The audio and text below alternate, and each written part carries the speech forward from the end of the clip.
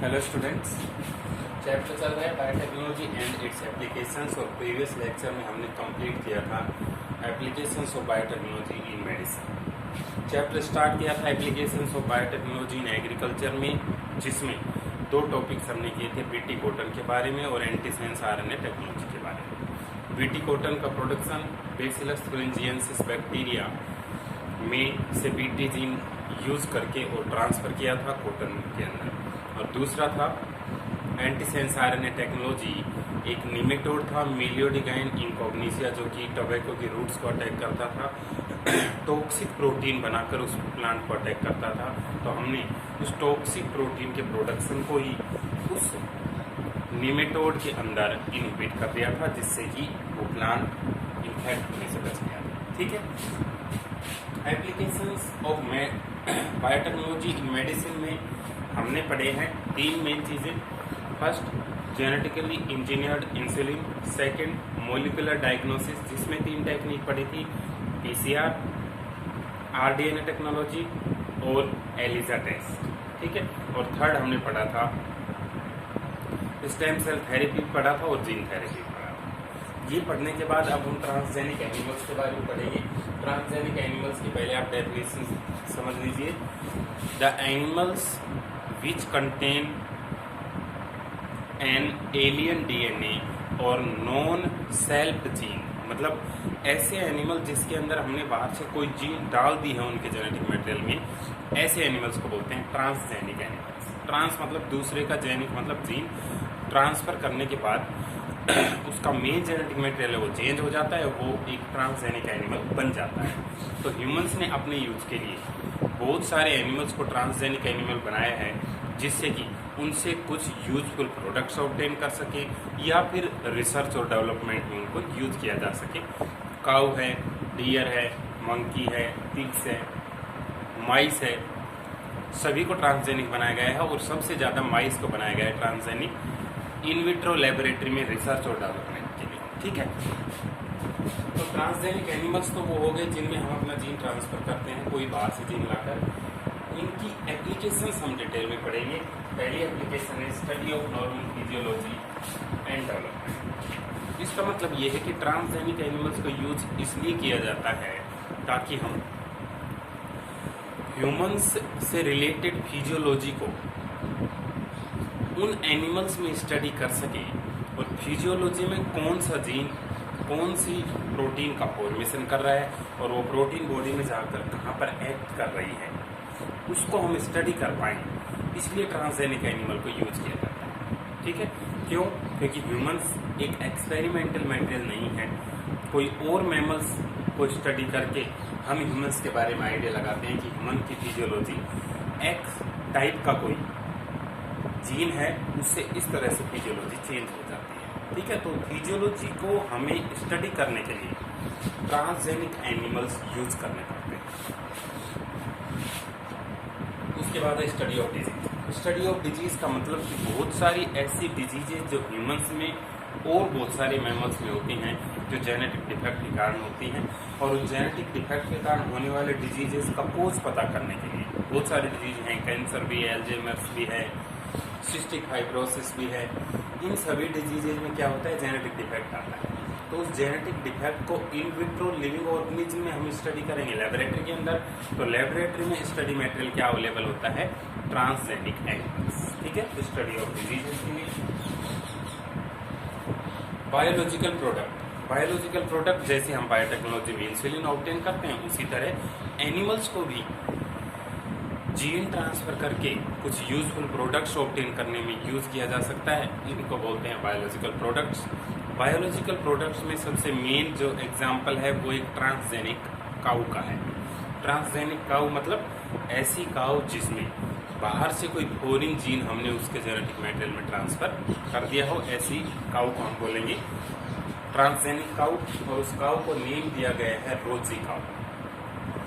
उस रोजी काऊ में किस तरह का मॉडिफिकेशन किया गया है, ये ह्यूमंस के बेनिफिट में है। कैसे कि नॉर्मल काऊ जो होती है उसके मिल्क में जो प्रोटीन होते हैं उनको ह्यूमन बेबीज प्रॉपरली डाइजेस्ट नहीं कर पाते। ठीक है। अगर प्रॉपरली डाइजेस्ट नहीं होगी तो मिल्क से मिलने वाली प्रोटीन उसके लिए न्यूट्रिएंट्स नहीं होगी। क्यों? क्योंकि वो वेस्ट के तौर पे बॉडी से रिमूव आउट हो जाएगी। तो हमने क्या किया, ह्यूमंस ने क्या किया कि उस काऊ के डीएनए में ऐसे जीन इंट्रोड्यूस करवा दी जिस जीन में एबिलिटी है एक प्रोटीन कोड करने की, जिसका नाम है अल्फा लैक्ट एल्बुमिन। तो ये प्रोटीन ऐसी है जो कि ह्यूमन के बेबीज में इजीली डाइजेस्ट हो जाती है बॉडी के अंदर, और इसको फिर यूज कर लिया जाता है ह्यूमन बेबीज को न्यूट्रिशन प्रोवाइड करने के। ठीक है। तो ट्रांसजेनिक काऊ क्या बनाई, प्रोजीन जीन की प्रोटीन के लिए डाला, अल्फा लैक्ट एल्बुमिन के लिए। और क्यों डाला? क्योंकि दूसरी प्रोटीन्स को ह्यूमन बेबीज डाइजेस्ट नहीं कर पाते थे, इसको इजीली डाइजेस्ट कर लेते हैं। तो हमने अपने पर्पज और अपने स्वार्थ के लिए काऊ की जो ओरिजिनल और वाइल्ड वैरायटी थी उसको मॉडिफाई करके और एक ट्रांसजेनिक वैरायटी में डेवलप कर दिया, जिससे कि हमें बेनिफिशियल प्रोडक्ट मिला। ठीक है। और प्रोडक्ट है अल्फा-1 एंटीट्रिप्सिन। ये भी ट्रांसजेनिक एनिमल से ही मिलता है। और अल्फा-1 एंटीट्रिप्सिन एक ऐसी मेडिसिन है जो कि एल्वियोलाई रीजनरेशन को प्रमोट करती है ह्यूमन बॉडी के अंदर। ह्यूमन बॉडी में एल्वियोलाई कहाँ होते हैं? लंग्स के अंदर। और लंग्स में एल्वियोलाई होल लाइक स्ट्रक्चर होते हैं जो कि गैसियस एक्सचेंज में हेल्प करते हैं। गैसियस एक्सचेंज का मतलब क्या हुआ? CO2 और O2 के एक्सचेंज का सरफेस एरिया बढ़ाते हैं लंग्स में, और सरफेस एरिया इंक्रीज होने से क्या होगा? गैसेस का डिफ्यूजन इजीली होगा। तो जो पेशेंट्स इस तरह के होते हैं जो हैवी स्मोकिंग से, जिनमें बहुत सारे एल्वियोलाई डैमेज हो जाते हैं, उनसे उनको डिजीज होती है एम्फाइसेमा।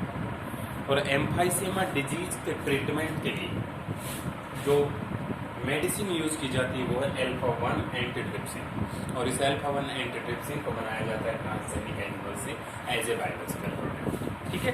तो इस तरह से ट्रांसजेनिक एनिमल्स को हम यूज करते हैं कि ह्यूमंस के बेनिफिट के लिए कोई मेडिसिन या कोई प्रोटीन या फिर कोई और न्यूट्रिएंट का फॉर्मेशन हो सके।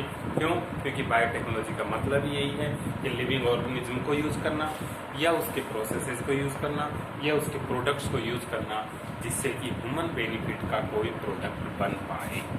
ओके। तो यहाँ पर हमने ह्यूमन बेनिफिट के ये 2 प्रोडक्ट बनाए। उसके बाद वैक्सीन सेफ्टी।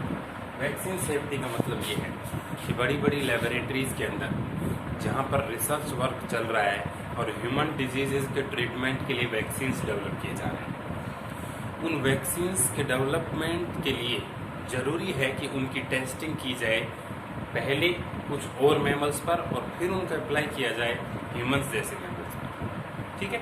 ह्यूमंस के लिए डेवलप करेंगे लेकिन पहले और मैमल्स पर अप्लाई करेंगे। क्यों?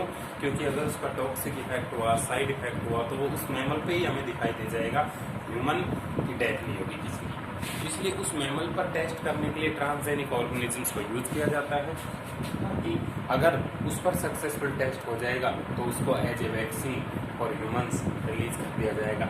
जैसे प्रेजेंटली कोरोना के लिए टेस्टिंग चल रही है माइस पर। अगर माइस में वो सक्सेसफुल होगा तो सेकेंड स्टेज में उसको ह्यूमंस पर अप्लाई किया जाएगा।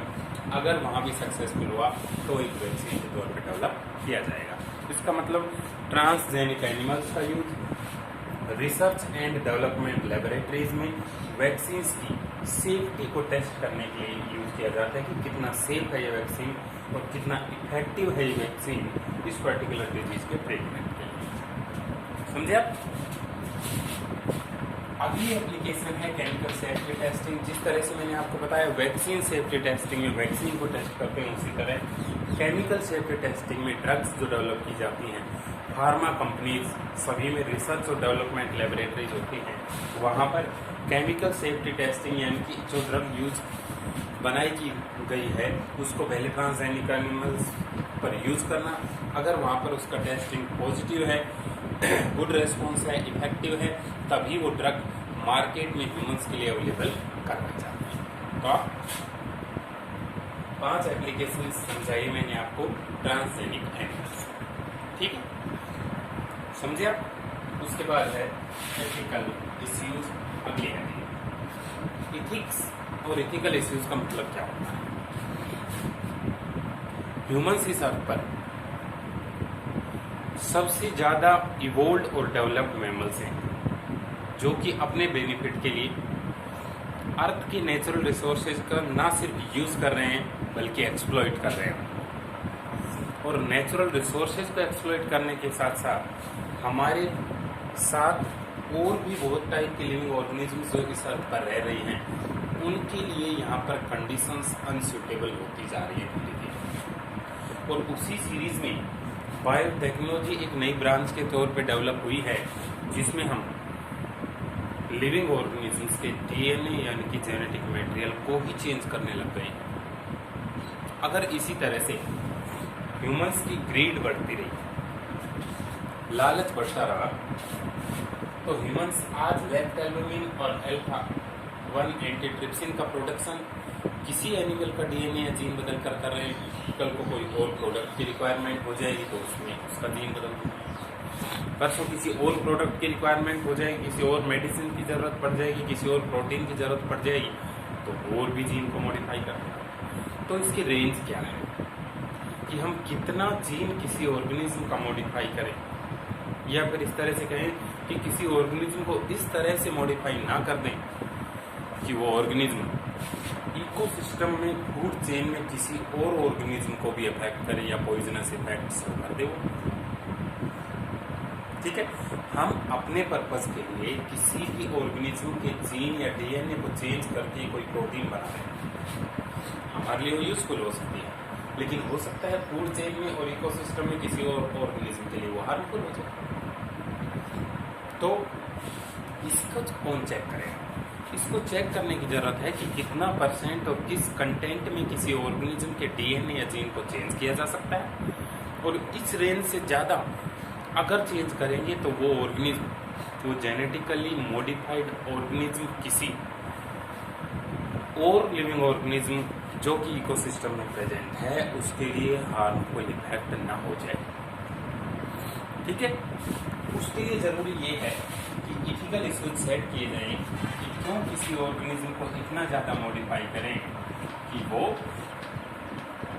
नॉर्मल वैरायटी बचे ही नहीं और वो सिर्फ एक ट्रांसजेनिक वैरायटी के तौर पे इस अर्थ प्लेनेट पर अवेलेबल हो। हमें तो हमें क्या करना चाहिए?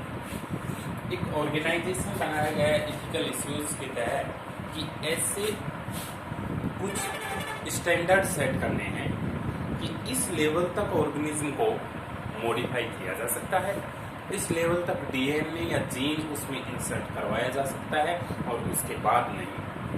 अदरवाइज उसका मेन जेनेटिक मटेरियल यानी कि वाइल्ड टाइप यानी कि ओरिजिनल वैरायटी धीरे धीरे इस अर्थ से डिसअपीयर हो जाएगी और हो सकता है कि वो इकोसिस्टम को डिसबैलेंस भी कर दे।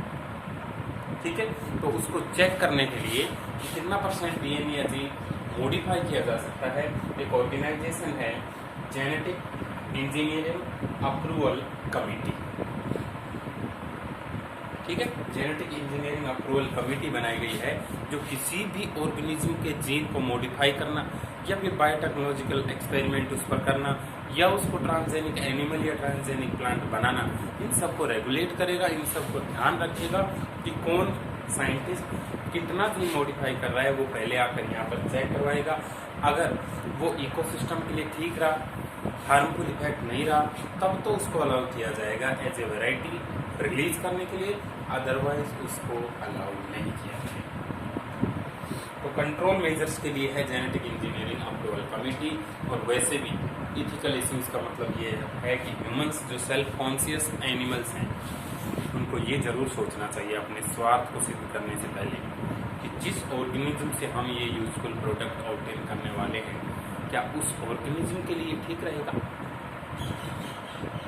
क्या उस ऑर्गेनिज्म में हम जेनेटिक मॉडिफिकेशन करेंगे तो ये खुद सरवाइव कर पाएगी या नहीं, उसकी ओरिजिनल वैरायटी तो यहाँ से डिसअपीयर नहीं हो जाएगी।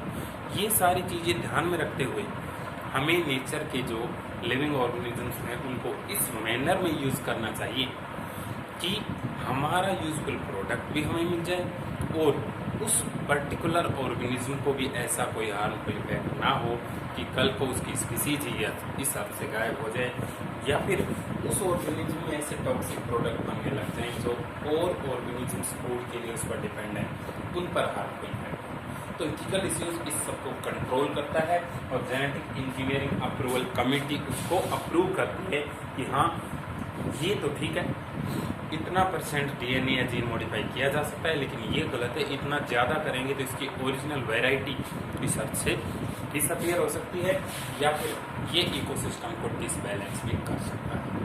ठीक है,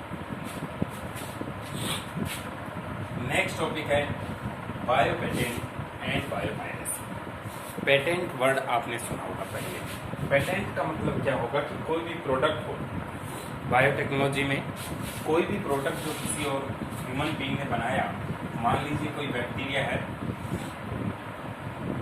जिसमें जेनेटिक मॉडिफिकेशन करके किसी ह्यूमन ने बनाई X टाइप की प्रोटीन, तो ये ऑर्गेनिज्म क्या हो गई, जेनेटिकली मॉडिफाइड ऑर्गेनिज्म GMO, और इस जेनेटिकली मॉडिफाइड ऑर्गेनिज्म को बोलते हैं बायो जेनेटिकली मॉडिफाइड या ट्रांसजेनिक ऑर्गेनिज्म बन गई है। अब ये एक माइक्रोब भी हो सकता है, तो ये प्लांट या एनिमल भी हो सकता है। तो इस ट्रांसजेनिक माइक्रो ऑर्गेनिज्म से एक बहुत ही यूजफुल प्रोटीन का प्रोडक्शन करवाया जा रहा है। तो जिसने ये बनाई ये ऑर्गेनिज्म, ट्रांसजेनिक ऑर्गेनिज्म बनाई, उसको इसका बायो पेटेंट दिया जाता है। बायो पेटेंट का मतलब ये है कि इस ह्यूमन इंडिविजुअल ने इस ऑर्गेनिज्म में जेनेटिक मॉडिफिकेशन किया था, जिससे हमें एक यूजफुल प्रोटीन जो सबके काम आएगी वो ऑब्टेन हुई। तो हम ये राइट्स इस पर्टिकुलर इंडिविजुअल को प्रोवाइड करते हैं कि इसका कैसे यूज करना है और कितना यूज करना है, इसकी परमिशन से डिसाइड होगा। ये कंट्री भी हो सकता है जिसको बायो पेटेंट दिया जाता है, ये कोई कंपनी भी हो सकती है जिसको बायो पेटेंट दिया जाता है, और ये कोई इंडिविजुअल भी हो सकता है जिसको बायो पेटेंट दिया जाता है, कोई भी टाइप की लिविंग ऑर्गेनिज्म। ठीक है, तो ये राइट्स प्रोवाइड करना बायो पेटेंट है। और किसी भी बायोटेक्नोलॉजिकल ट्रांसजेनिक ऑर्गेनिज्म को उस इंस्टीट्यूशन, उस कंट्री या उस ऑर्गेनाइजेशन की बिना परमिशन के या उसको बिना कंपनसेटरी पेमेंट प्रोवाइड किए हुए किसी भी ट्रांसजेनिक ऑर्गेनिज्म को यूज करना, ये है बायोपायरेसी। ठीक है, तो दोनों में आप डिफरेंस समझें। बायो पेटेंट का मतलब ये है कि जिसने डेवलप किया उसको राइट्स प्रोवाइड करना, ताकि उसकी परमिशन से ही उस बायोटेक्नोलॉजिकल ऑर्गेनिज्म को यूज किया जा सके। और बायोपायरेसी का मतलब होता है कि उस पर्टिकुलर इंडिविजुअल, कंट्री, ऑर्गेनाइजेशन से बिना पूछे उस प्रोडक्ट को यूज कर लेना, दिस इज कॉल्ड बायोपायरेसी। और बायोपायरेसी कौन करता है, कौन से कंट्रीज करते हैं? ऐसे कंट्रीज जिसमें बायोडाइवर्सिटी अच्छी नहीं है लेकिन टेक्नोलॉजी बहुत अच्छी है। ठीक है, और इंडिया ऐसे कंट्रीज में आता है जिसमें बायोडाइवर्सिटी बहुत ज़्यादा है, मेडिसिनल प्लांट हो, क्रॉप की वैरायटीज हो, बहुत ज़्यादा है, लेकिन टेक्निक पुअरली डेवलप्ड है। तो इंडिया जैसे कंट्रीज बायोपायरेसी नहीं करते, बहुत डेवलप्ड कंट्रीज बायोपायरेसी करते हैं। और उसी में एक एग्जाम्पल आता है बासमती राइस।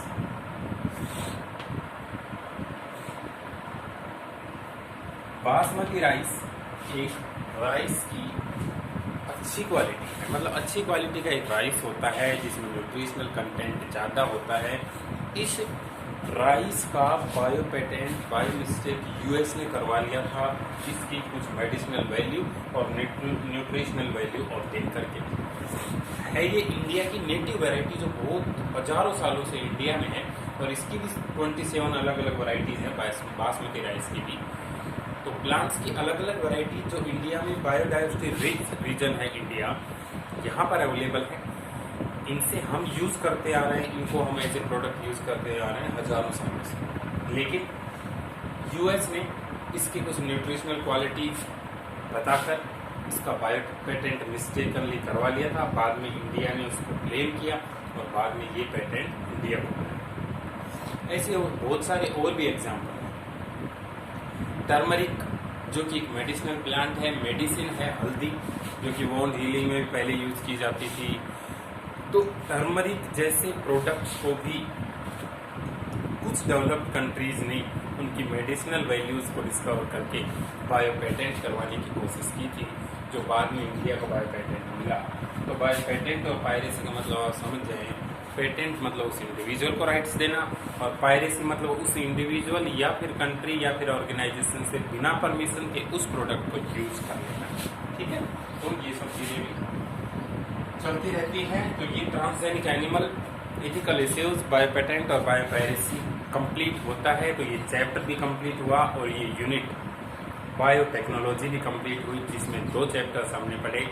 बायोटेक्नोलॉजी फर्स्ट में प्रिंसिपल्स और सेकंड में एप्लीकेशन। ठीक है, तो इसका मैं ब्रीफली दोनों चैप्टर्स का एक बार आपको ब्रीफ करूंगा। ये चैप्टर अभी तो आप इसको देखें, यहाँ तक आपके समझ में आ गया या नहीं आ गया, नोट्स में सेंड करें। ठीक है, दोनों चैप्टर्स को मैं ब्रीफ कर देता हूँ। अभी लेक्चर्स 40 मिनट या उसके अबव के होंगे आगे, तो हम कोशिश करेंगे अच्छे से समझते हुए चलें, और पीछे के 1-2 लेक्चर की चीज़ों को मैं लेक्चर में इंक्लूड करके रिवाइज करता हुआ चलें। ठीक है, देखिए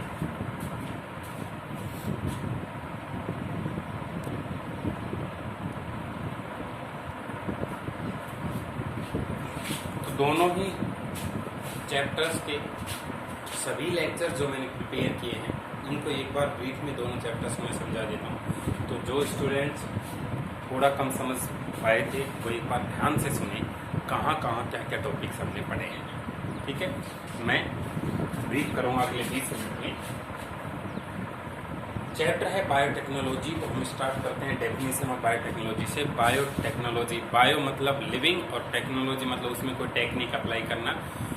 Biotechnology is advanced science or biology which deals with use of living organisms or their enzymes or their processes to make the products useful for humans. Living organisms के enzyme process या पूरी living organism को use करके ऐसे products बनाना जो humans के लिए beneficial हैं, उस एडवांस बायोलॉजी को ही बायोटेक्नोलॉजी बोलते हैं। ठीक है, बायोटेक्नोलॉजी टर्म कार्ल इरेके ने दी थी, और फादर ऑफ बायोटेक्नोलॉजी है पोल बर्ग। ठीक है, बायोटेक्नोलॉजी में 2 मेन प्रोसेसेस इन्वॉल्व होते हैं, एक है जेनेटिक इंजीनियरिंग और एक है केमिकल इंजीनियरिंग। जेनेटिक इंजीनियरिंग का मतलब ये है कि किसी ऑर्गेनिज्म में से जीन को काट के होस्ट ऑर्गेनिज्म में ट्रांसफर करना, या फिर ये बोल सकते हैं जीन की हेरा फेरी करना, एक में काट के दूसरे में लगा देना, ही जेनेटिक इंजीनियरिंग है।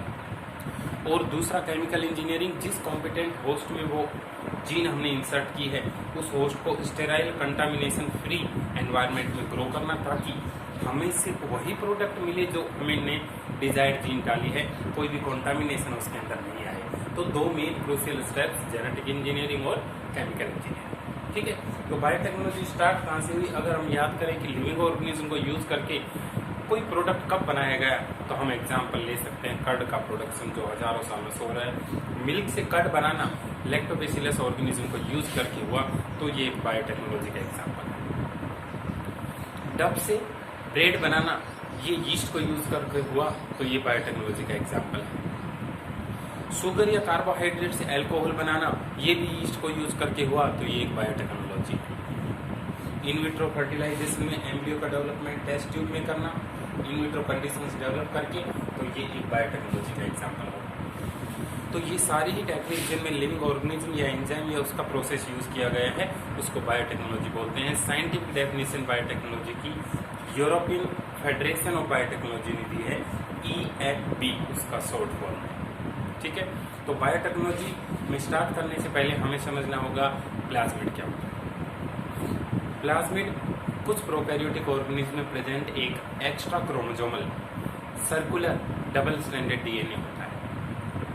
ये एक कंपलसरी जेनेटिक मटेरियल नहीं है, कुछ प्रोकैरियोट्स में होता है, और जिनमें ये प्रेजेंट होता है वहां पर ये कुछ एडिशनल प्रॉपर्टीज उस प्रोकैरियोटिक ऑर्गेनिज्म को प्रोवाइड करता है। ठीक है, तो प्लाज्मिड एक चीज। दूसरा, रेस्ट्रिक्शन एंडोन्यूक्लियस एंजाइम, ये ऐसे एंडोन्यूक्लियस एंजाइम है जो न्यूक्लिक एसिड यानी कि DNA और RNA को स्पेसिफिक इंटरनल साइट से कट करते हैं, और ये सिर्फ प्रोकैरियोट्स में ही होते हैं। तो क्वेश्चन ये भी पूछा जा सकता है कि रेस्ट्रिक्शन एंडोन्यूक्लियस प्रोकैरियोट्स में क्यों होते हैं, उनका क्या काम है। रेस्ट्रिक्शन एंडोन्यूक्लियस प्रोकैरियोट्स यानी कि बैक्टीरिया सेल में इसलिए प्रेजेंट होते हैं कि अगर उन पर कोई वायरस जिसको हम बैक्टीरियोफेज बोलते हैं, वो अटैक कर दे तो उसके डीएनए के टुकड़े टुकड़े कर देता है। रेस्ट्रिक्शन एंडोन्यूक्लियेज ना रहता है डीएनए और ना वो कर पाता है इन्फेक्शन। ये तो आपने पहले सुना ही होगा, ना रहेगा डीएनए और ना होगा इन्फेक्शन। ठीक है, तो उस डीएनए को काटने का काम कौन करता है? रेस्ट्रिक्शन एंडोन्यूक्लियेज। अब ये बैक्टीरिया के लिए बेनिफिशियल है, क्यों ना हम इसको बेनिफिशियल प्रोडक्ट बना लें। रेस्ट्रिक्शन एंडोन्यूक्लियेज का बहुत बड़ा रोल है किसमें? बायोटेक्नोलॉजी। ठीक है, उसके बाद साल्मोनेला टाइफिमेरियम के प्लाज्मिड को सबसे पहले जेनेटिकली इंजीनियर किया गया स्टेनले कोहन और हर्बर्ट बोयर ने सबसे पहले किया। मतलब यह है कि दो साइंटिस्ट थे, स्टेनले कोहन और हर्बर्ट बोयर, दोनों बैठे हुए थे। दोनों ने देखा कि प्लाज्मिड, वहाँ पर साल्मोनेला टाइफिमेरियम नाम का एक बैक्टीरिया है, उसमें प्लाज्मिड है।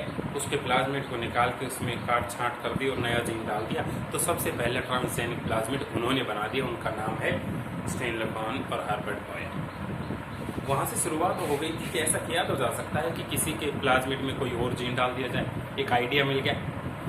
ठीक है, तो ऐसा डीएनए जो कि दो ऑर्गेनिजम्स के जीन के मिक्स होने से बनता है, उसको हम आरडीएनए बोलते हैं या काइमेरिक डीएनए बोलते हैं। इसीलिए बायोटेक्नोलॉजी को आरडीएनए टेक्नोलॉजी भी बोलते हैं। तो क्वेश्चन इस तरह से पूछा जा सकता है, why is biotechnology called rDNA technology? Because it involves formation of rDNA, recombinant DNA which contains genes from more than one. ठीक है, और जीन क्लोनिंग की डेफिनेशन क्या है?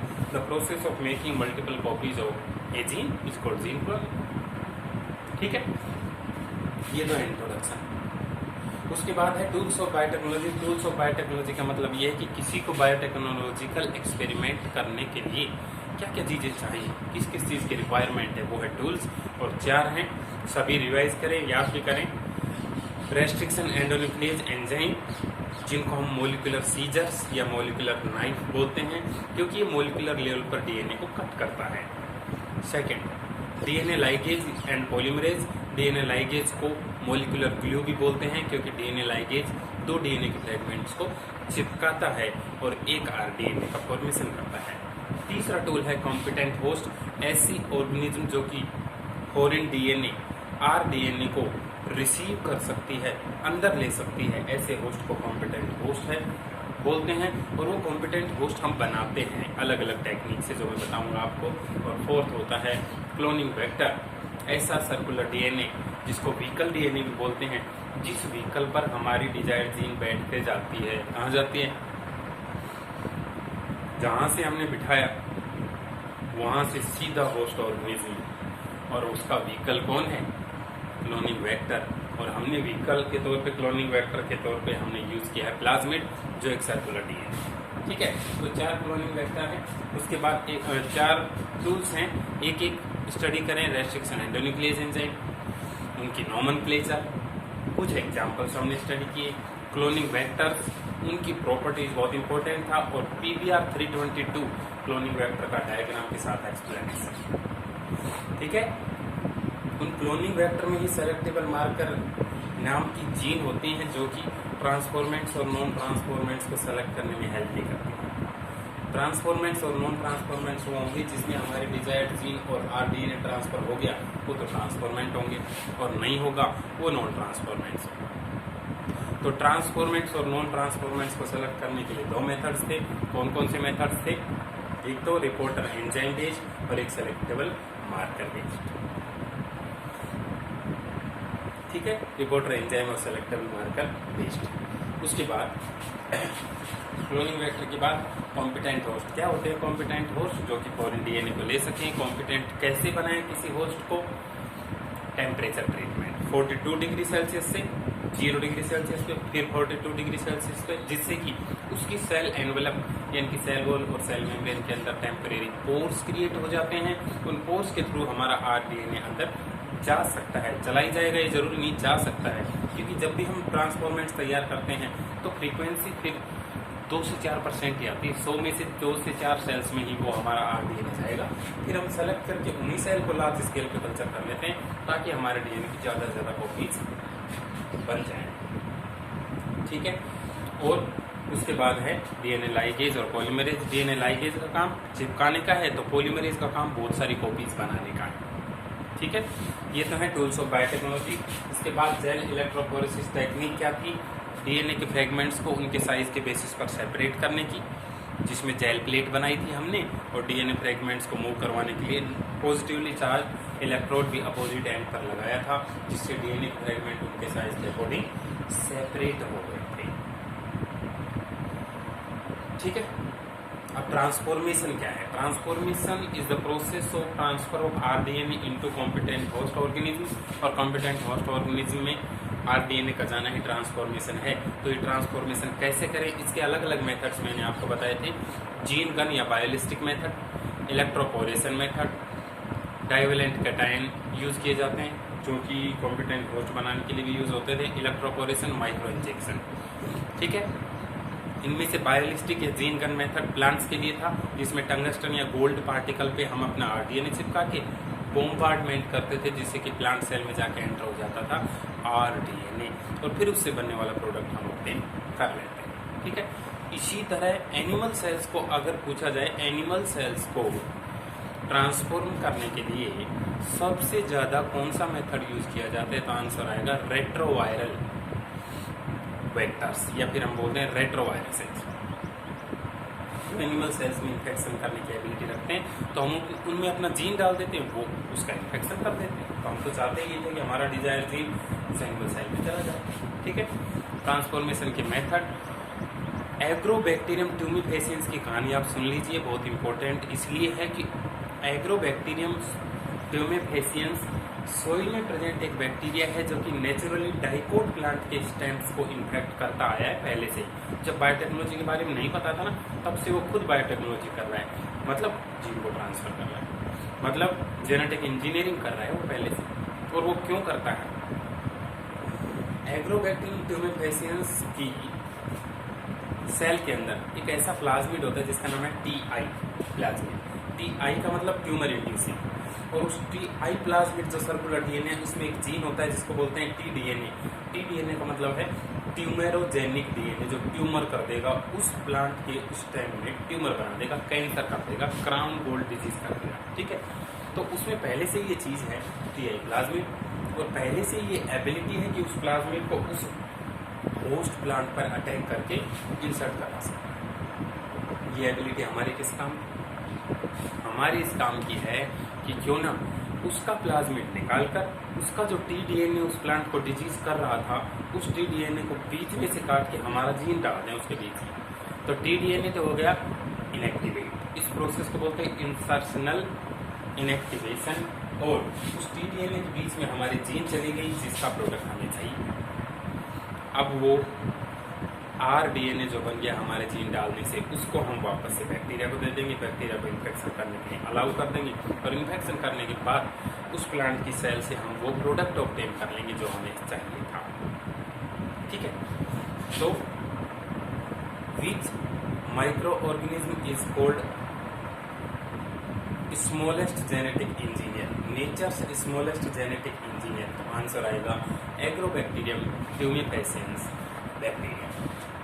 सोइल बैक्टीरिया है, ग्राम नेगेटिव। ठीक है, उसके बाद process of biotechnology. Process of biotechnology में जो ये सारी चीजें बताई कि किसके बाद क्या करना है, वो स्टेप्स हैं। Isolation of DNA, cutting of DNA by restriction endonuclease, separation of DNA fragments based on their size bracket में जेल इलेक्ट्रोफोरेसिस,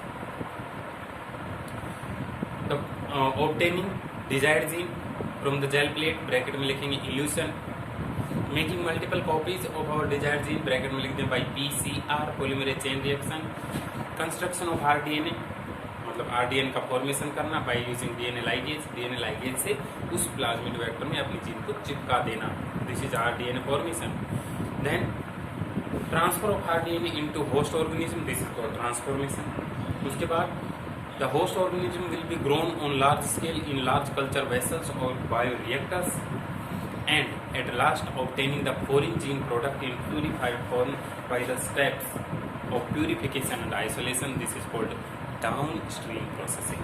ठीक है, तो इस तरह से एक बायोटेक्नोलॉजिकल प्रोडक्ट हम ऑब्टेन करते हैं। ये तो था फर्स्ट चैप्टर। उसके बाद सेकंड मैंने आपको बताया एप्लीकेशंस में प्रीवियस लेक्चर में भी पूरा चैप्टर समझाया है कि किस तरह से पीटी कॉटन यूजफुल है, किस तरह से एंटीसेंस आरएनए टेक्नोलॉजी, किस तरह से ह्यूमुलिन यूजफुल है, तो किस तरह जीन थेरेपी में जीन का करेक्शन किया जा सकता है, मोलिकुलर लेवल पर पैथोजेंस को डिटेक्ट करने के लिए पीसीआर, आरडीएनए टेक्नोलॉजी और एलिजा जैसे टेस्ट हैं, तो ट्रांसजेनिक एनिमल्स भी हैं जिनकी हम बहुत सारी एप्लीकेशंस हमने आज पढ़ी, और लास्ट में इथिकल इश्यूज, बायोपायरेसी और बायोपेटेंट के बारे में। ठीक है, पीजी यूनिट है, बोर्ड में 10 नंबर के 2 चैप्टर्स हैं ये, तो इम्पोर्टेंट भी है, समझने की भी है, तो आप अच्छे से समझें। और इसके बाद जो एक्सरसाइज भी मैं वीडियो लेक्चर के बाद सेंड करूंगा वो सभी को करनी है। ट्राई करें आप अपने नोट्स में से सर्च करने की, बहुत ही रेयर है कि कहीं पर उस क्वेश्चन का आंसर मिल ही नहीं रहा है, वो मैं चेक कर लूंगा। अगर ऐसा कोई क्वेश्चन हुआ तो मैं ही उसका आंसर सेंड कर दूंगा, अगर मैं सेंड नहीं करूंगा इसका मतलब आपको नोट्स में कहीं उसका आंसर मिलेगा। तो आप खुद ही ट्राई करें, बार बार पढ़ें, उस टॉपिक को ढूंढेंगे तो आपके भी बार बार रिवाइज होगा। इस तरह नहीं कि बिल्कुल हमें सरफेस से देख लिया कि ये टॉपिक मिल नहीं रहा तो तुरंत पूछ लें, ऐसा नहीं। पूछ सकते हैं आप, लेकिन खुद की बेस्ट ट्राई करने के बाद, और ऐसा कोई क्वेश्चन हुआ कि जो नहीं है तो वो भेज दूंगा मैं से। ठीक है, तो ये वीडियो लेक्चर अच्छे से देखेंगे, इसके नोट्स बनाएंगे, प्लस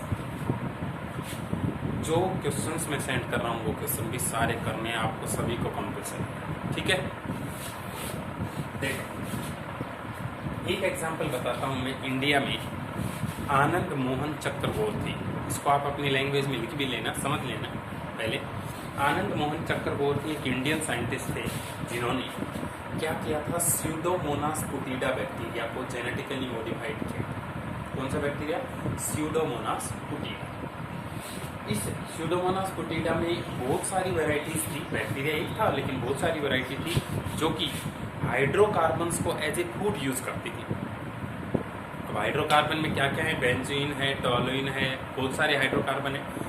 एक स्ट्रेन बेंजीन को यूज करती थी, दूसरी टोलुइन को यूज करती थी, तीसरे टाइप को यूज करती थी। जब इन्होंने रिसर्च कर की उस पर तो ये पाया कि इन सभी में एक प्लाज्मिड है जो इनको ये एबिलिटी प्रोवाइड कर रहा है कि कोई टोलुइन को डाइजेस्ट कर देता है तो कोई बेंजीन को डाइजेस्ट कर देता है। तो उसने दिमाग लगाया कि लार्ज स्केल पर जब ऑयल ट्रांसपोर्ट होता है एक कंट्री से दूसरे कंट्री में, ओशियन के थ्रू, रिवर्स के थ्रू जो ट्रांसपोर्ट होता है ना जहाज से, तो कई बार लार्ज स्केल पे ऑयल की लीकेज हो जाती है जिससे कि कई किलोमीटर तक ऑयल की लेयर ऊपर जम जाती है ओशियन या वाटर बॉडी के ऊपर, जिससे एयर का वेंटिलेशन फिशेज के लिए कम हो जाता है और फिशेज की डेथ हो सकती है। तो इस साइंटिस्ट ने क्या किया कि क्यों ना इन सब का प्लाज्मिड निकालूं, इन सभी के प्लाज्मिड में प्रेजेंट सिर्फ वो जीन निकाल लूँ जो कि टोलुइन को डाइजेस्ट करती है, वो जीन निकाल लूँ जो बेंजीन को डाइजेस्ट करती है। तो ऐसी 10 जीन निकाल ली, 10 अलग अलग वैरायटी से 10 हाइड्रोकार्बन जो अवेलेबल होते हैं ना फॉसिल फ्यूल्स में, उनको डाइजेस्ट करने वाली, उन सभी जीन को एक प्लाज्मिड में फ्यूज करवा दिया डीएनए लाइगेज से, और फिर वो प्लाज्मिड सिर्फ एक स्यूडोमोनास पुटिडा बैक्टीरिया के अंदर ही इंसर्ट करवा दिया। अब बताओ क्या होगा? अब होगा ये कि वो एक ही स्यूडोमोनास पुटिडा को अगर हम ऑयल स्पिल्स पर डाल दें तो पूरे ऑयल स्पिल्स को खत्म कर देगा। तो यूजफुल हो गया क्योंकि एक ही वैरायटी को यूज किया है, और ट्रांसजेनिक हो गया क्योंकि इसमें बहुत सारे बैक्टीरिया की जीन आई हैं। तो आनंद मोहन चक्रवर्ती साइंटिस्ट का नाम था, लिख लेना। स्यूडोमोनास पुटिडा इस बैक्टीरिया का नाम था, और जब वो जेनेटिकली मॉडिफाइड हो गया तो उसको कॉमनली सुपर बग भी बोलने लगे। और क्या एप्लीकेशन थी? लार्ज स्केल पर ऑयल स्पिल्स की क्लीनिंग करना, ये उसकी एप्लीकेशन। ठीक है, तो ये बायोटेक्नोलॉजी का एडिशनल एग्जांपल है पहला। दूसरा एक और लिख देना, golden rice is a biotechnological crop, genetically modified crop of rice which contains high vitamin a content. Golden rice ऐसा जेनेटिकली मॉडिफाइड क्रॉप की वैरायटी बनी है जो कि विटामिन ए का कंटेंट जिसमें बहुत बढ़ गया है। तो ऐसे पुअर कंट्रीज जिनमें टेक्नोलॉजी वेल डेवलप नहीं है उनको गोल्डन राइस यूज करना चाहिए, क्योंकि नाइट ब्लाइंडनेस जैसी डिजीजेस को प्रिवेंशन और क्योर के लिए गोल्डन राइस में विटामिन ए ज़्यादा है तो अच्छे से यूज आ सकता है। ठीक है, तो बायोटेक्नोलॉजी बहुत सारे रेस्पेक्ट में हमारे यूजफुल है। ये दोनों एग्जाम्पल आप जरूर इंक्लूड करें अपने नोट्स में, मैं चेक करूंगा। इसके बाद आपने 2-3 पॉइंट इनके बारे में लिखे या नहीं लिखे, ठीक है, सभी लिखे, और फिर ये चैप्टर कंप्लीट होता है। क्वेश्चंस आप सोल्व करते रहें, मैं भेजूंगा वो रिटर्न वर्क, सभी को करना कंपलसरी है। ठीक है, तो मुझे लगता है अब ये चैप्टर आपको अच्छे से समझ में आ गया होगा। अब भी नहीं आया हो तो इस पूरे लेक्चर को समझ के और फिर से उन्हीं लेक्चर्स पे वापस जाके फिर से समझे, अपने नोट्स रख लो साइड में, क्या मैं समझा रहा हूँ उनको लाइन टू लाइन देखते भी जाओ कि सर ने ये बताया। ऐसा हार्ड नहीं है, घबराने की ज़रूरत नहीं है, बिल्कुल इजी वे में मैं आपको समझा रहा हूँ, आप अच्छे से समझ जाएंगे, मुझे कॉन्फिडेंस है। ज़्यादातर स्टूडेंट समझ रहे हैं, कुछ स्टूडेंट्स ऐसे हैं जिनको बहुत अच्छे से समझ में आ रहा है, एक टॉपिक थोड़ा सा कम समझ में आता है तो घबरा जाते हैं। ऐसी कोई ज़रूरत नहीं है आपको। जहाँ आपको दिक्कत आ रही है वहाँ पर आप ज़रूर अपने टॉपिक को कहीं नोट कर लें कि 1-2 महीने 2-4 महीने बाद भी वो प्रॉब्लम जो आपको आई थी वो आपको मिल जाए, अपनी डायरी में नोट करते रहो, सारी प्रॉब्लम सोल्व कर दूंगा। ठीक है, कोई प्रॉब्लम बायो में नहीं आने वाली है, कोई अफेक्ट बायो से हो ही नहीं, बायो का हो ही नहीं सकता कोरोना से, ध्यान रखो। उतने ही हाईएस्ट मार्किंग रहेगी जो पहले रही, जबकि उससे अच्छी ही रहेगी। तो आप सभी पढ़ते रहें, नोट्स बनाते रहें, जैसे जैसे मैं बता रहा हूँ उस तरह से वर्क करते रहें। ठीक है, ये चैप्टर कंप्लीट। अब हम वापस से चैप्टर नंबर 7 इवोल्यूशन को स्टार्ट करने वाले हैं नेक्स्ट लेक्चर से। तो अब इस लेक्चर से समझ में आया कि नहीं आए दोनों चैप्टर्स, ये मुझे पर्सनल मैसेज करके बताना कि अब आया कि नहीं आया। ठीक है, फिर भी कोई टॉपिक रह रहा है तो स्पेशली मैं उसका वीडियो बनाकर भी डाल दूंगा, आप जरूर रेस्पॉन्ड करें मेरे व्हाट्सएप नंबर पर, ना कि। ठीक है, ओके, वीडियो को समझे, नोट्स और क्वेश्चन सेंड कर रहा हूँ, सभी को सारे क्वेश्चन सेंड करना जरूरी है, और जिस क्वेश्चन में थोड़ी बहुत प्रॉब्लम होगी मैं उसका सॉल्यूशन भेज दूंगा, बाकी आपको खुद ही करने हैं। फिर भी रेयरली ना आए तो पूछ भी सकते हैं ना। Okay, thank you.